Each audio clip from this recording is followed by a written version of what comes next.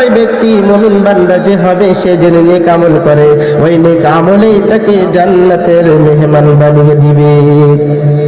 আপনার কাছে যদি এক থাকে, একের পরে যদি হাজারো হাজারো একটা একটা করে শূন্য বাড়াইতে থাকেন, তাহলে সেই শূন্যের দাম আছে কিনা? আপনি এক লিখলেন, এক লেখার পরে এরপরে একটা শূন্য দিলেন 10 হলো, এরপরে আর একটা শূন্য দিলেন 100 হলো, এরপরে আর একটা শূন্য দিলেন 1000 হলো। এইভাবে আপনি এক একটা শূন্য বাড়াইতে থাকেন, দেখবেন আপনার একের মান কিন্তু দিন একের পর এক বাড়তে আছে, কিন্তু আপনার শুরুতেই কোনো এক নাই।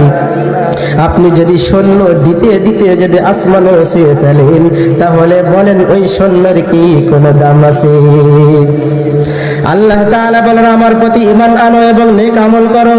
যদি বান্দা তুমি আল্লাহ তাআলার প্রতি ঈমান আনতে পারো, এরপরেও যদি তুমি হাজারো নেক আমল করো, ওই নেক আমল আপনাকে জান্নাতে পৌঁছে দিবে।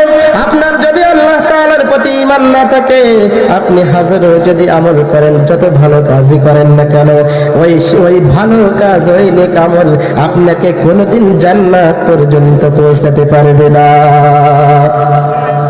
কেননা আল্লাহ তাআলা তো জান্নাতটা দিবেই মুমিনদেরকে।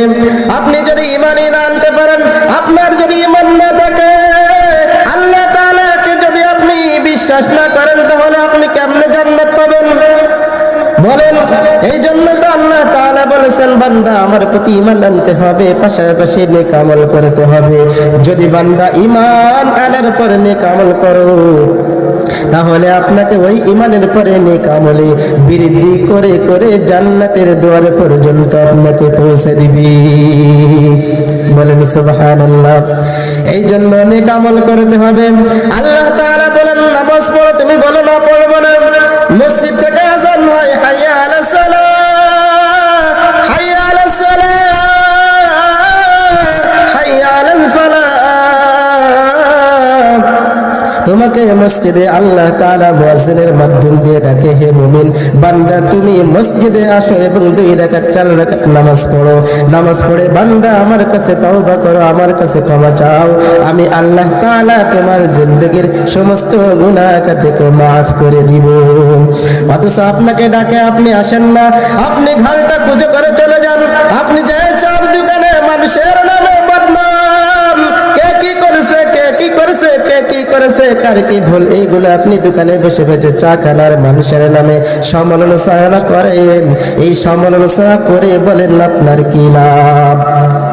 আপনি যদি নামাজটা পড়েন, আপনি তো ওই ব্যক্তি তো জ্ঞানী লোক যে নাকি নিজের ভুলটা ধরে, তাহলে আপনি যদি নিজের ভুলটা সংশোধনের উদ্দেশ্য যদি তাদেরকেই বলতেন, তাহলে আপনি হয়তো কামিয়াবি হয়ে যেতেন। এতটুকুই ভাববেন, আপনি যেমন মানুষের নামে বদনাম করিয়া, মানুষের নামে গীবত করিয়া যেমন আনন্দ পান, এবার আপনি নিজেরটাই ভাবেন, যদি কোনো বান্দা আমার নামে যদি এমন দোষ আলোচনা করে, এমন যদি গীবত আমার নামে করে, তাহলে আমার কি আনন্দ লাগবে? না রে বাবা, না, কোনোদিন আনন্দ লাগবে না।